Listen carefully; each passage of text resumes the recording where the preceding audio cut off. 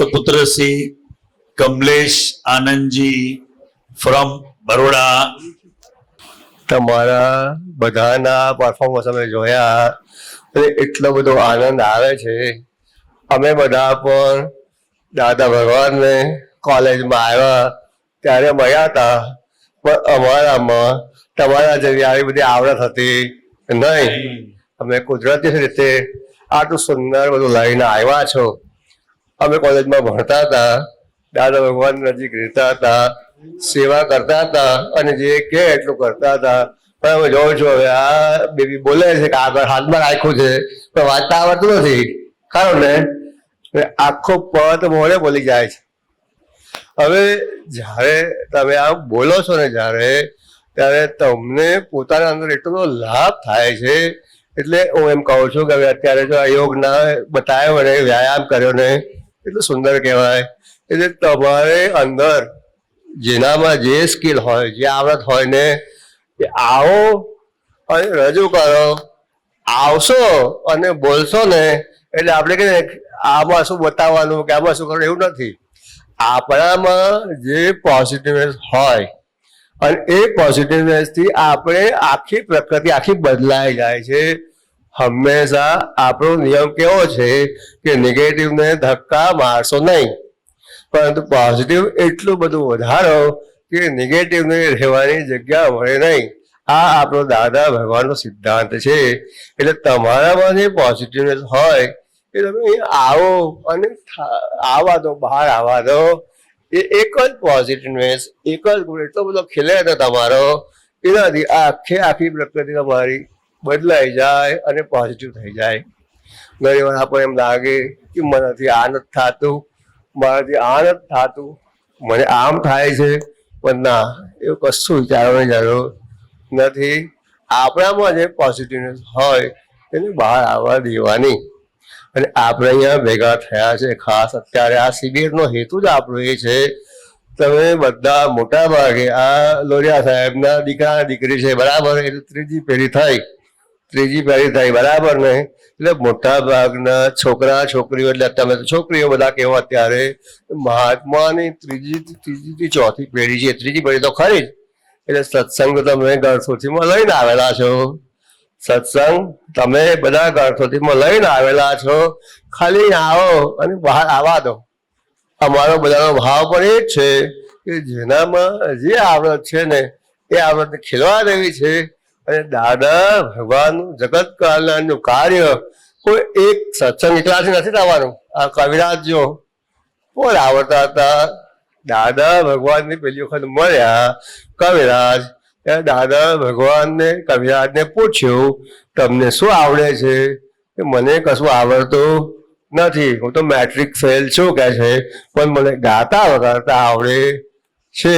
અને દાદા ભગવાન એમને આશીર્વાદ આપ્યા કે આજથી તારા મુખે સરસ્વતી વહેશે. અને જો એમણે પોત કેટલા નીકળ્યા. આમ જુઓ તો વ્યવહારમાં પણ એમનામાં બીજી કશી આવડત હતી નહીં. અને આપણે એમ વિચારીએ પૈસા ટકે એટલા આગળ નહીં, વ્યવહારની બીજી કોઈ આવડત નહીં, પણ આ એક આવડત હતી, હૃદયનો ભાવ અને ગાતા આવડતું હતું. દાદા ભગવાનના આશીર્વાદ ફર્યા, એટલું કામ થઈ ગયું. તમને શું લાગે બહેનો બધા કહો છો તમને સાચું ખોટું? કે આપણામાં જે આવડત હોય એ દાદા ભગવાન શું કહે છે? આ દાદા ભગવાન એવા છે જે ભાવના કરશે ને એની દરેક ભાવના અવશ્ય ફળીભૂત થશે જ. એક દાખલો આપું. દાદા ભગવાન સાથે ઔરંગાબાદ 1984ની વાત છે. આવી રીતે રાત્રે બધા બેઠા હતા અને દાદા ભગવાને સામાન્ય રીતે બધા જે બેઠા હતા એ મહાત્માને પૂછ્યું કે તમને દાદા ભગવાન માટે શું ભાવ થાય છે? તમને દાદા ભગવાન માટે શું ભાવ થાય છે? તો કોઈ જેને જે ભાવના થતી હતી એને કીધું કે દાદા મને આવી ભાવના થાય છે, મને આવા ભાવ આવે છે, મને આવા ભાવ આવે છે. દાદા ભગવાને બધાને પૂછ્યું જેટલા બેઠા હતા, પછી બોલ્યા કે તમને કોના માટે ભાવના થાય છે? દાદા ભગવાન માટે, 14 લોકના નાથ માટે તમને ભાવના થાય છે. અવશ્ય ફળશે જ. શું બોલ્યા? ફળશે જ બોલ્યા પાછળ જ. એને અમે બધા આપતા પુત્રો 75, 76, 77, 78 આ વર્ષોમાં આવ્યા છે. આટલા વર્ષોના અમારા અનુભવથી અમે જોઈએ છીએ કે જેને જે ભાવના કરી હતી એની ભાવના અત્યારે ફરી જ છે, ઉદયમાં આવી છે, એનું કામ થઈ ગયું છે. તમે બધાને આ શીખવાડો છો. અંદરથી જબરદસ્ત ભાવનાઓ રાખજો, ખૂબ ભાવના રાખજો. મને આ નથી આવડતું, મને આ નથી ખબર, કોઈ વસ્તુની જરૂરિયાત નથી. આત્માનંદ શક્તિવાળો છે. હું શુદ્ધાત્મા છું. દાદા ભગવાન 14 લોકના નાથ દેહધારી પરમાત્મા આપણી સાથે છે. એમની આપણી પર કૃપા છે અને એમનું સાનિધ્ય અને આપતા પુત્રો થકી એ આપણને સાનિધ્ય એમનું અત્યારે પ્રાપ્ત થયા જ કરે છે.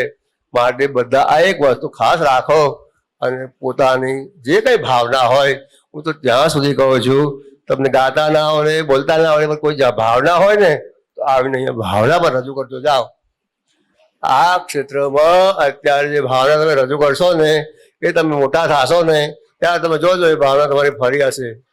તમને શું લાગે છે? હું સાચું કહું છું, ગપ્પુ મારું છું? સાચું કહું છું. હે, ખરું કે નહીં? એટલે કહેવા એ માંગુ છું, આપણે અહીંયા આપણે શીખવા આવ્યા છે. શું કરવા આવ્યા છે? આપણે શીખવા માટે આવ્યા છે. માટે એમાં જરાય સંકોચ નહીં રાખવાનો. સૌથી પહેલું સંકોચ કાઢી રાખવાનો. શું કરવાનું કામ? સૌથી પહેલું કામ શું કરવાનું? આપણે કોઈ પણ પ્રકારનો સંકોચ રાખવો નથી. અને આપણે અત્યારે બેઠા છે. હવે તમે તમારી અંદર હું પૂછું પ્રશ્ન તમને કે તમે અહીંયા જેટલા આવ્યા બધાને પરફોર્મ કરતા જોયા તો તમને અંદર કોઈ નેગેટિવ વિચાર આવ્યો કોઈના માટે? એકને ના આવ્યો ને? અને ભાવ થયો નહીં જો કેટલું સરસ કરે છે આ લોકો, કેટલું સરસ આવડે છે, એવું થયું કે ના થયું? ખરું? અને આમ જુઓ તો કઈ આપણે કઈ પેલા શું કહેવાય ડાન્સર, પ્રોફેશનલ ડાન્સર કે આવા બધા છે ના. આ બધું ભાવની કિંમત છે. એની કિંમત છે ભાવની કિંમત છે. માટે ફરીથી કહું છું, 3 દિવસ છે આપણી આગળ. 3 દિવસમાં એવું કામ કરીને જઈએ, આપણે એટલું સરસ કરીને જઈએ આપણા જીવનમાં એવું પરિવર્તન આવે કે આજથી આપણું જીવન આખે આખું બદલાય અને કમ્પ્લીટ પોઝિટિવ રસ્તા પર ખૂબ આગળ વધે. અને આપણે આ જ કામ આપણે 3 દિવસ સુધી કરવાનું છે. બરાબર છે બહેનો? હા કે ના? કોને ના હોય? ના હોય હાથ ઊંચો કરો. ચાલો. હા નહીં, ના વાળા હાથ ઊંચો કરો. કોઈ ના છે આમાં? તો કે ના.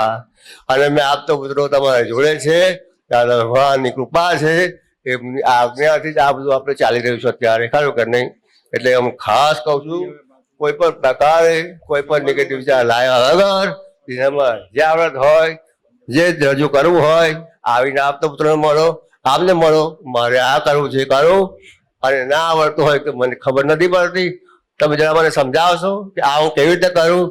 તરત કહેશે આવી રીતે કરો ને તમે, આપણું ક્લિયર થઈ જશે. બરાબર છે? જય સચ્ચિદાનંદ. જય સચ્ચિદાનંદ.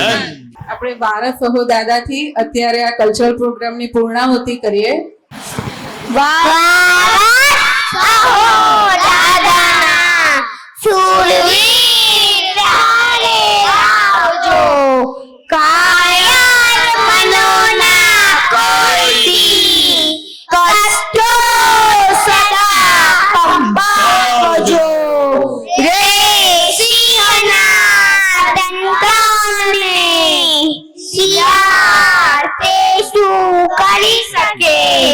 મનંત સંકટ મેટકે તે ટેકના ધરનાર છે. જય સચ્ચિદાનંદ. જય સચ્ચિદાનંદ. જય સચ્ચિદાનંદ. જય